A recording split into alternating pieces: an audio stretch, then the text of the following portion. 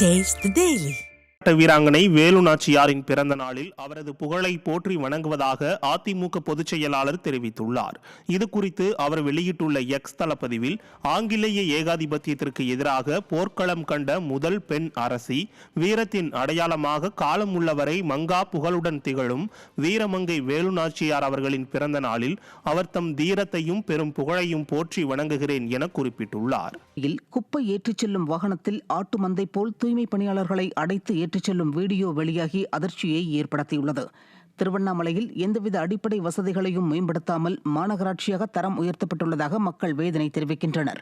இந்நிலையில் வியாழக்கிழமை இரவு டாடா எஸ் வாகனத்தில் 30 தூய்மை பணியாளர்களை அடைத்து மனிதாபிமானமற்ற முறையில் அதிவேகமாக அழைத்துச் சென்ற சம்பவம் அரங்கேறியுள்ளது. விடியா திமுக ஆட்சியில் தூய்மை பணியாளர்கள் சில இடங்களில் பாதுகாப்பு வசதிகளின்றி பணியாற்றுவதும், இதுபோன்று இரக்கமற்ற முறையில் அழைத்துச் செல்லப்படுவதும் பொதுமக்களை கொதிப்படைய செய்துள்ளது. இவையெல்லாம் சொகுசு காரில் வலம் வரும் உள்ளூர் அமைச்சர் ஏவ வேலுவின் கண்களில் படாதா என்று மக்கள் கேள்வி எழுப்பி வருகின்றனர்.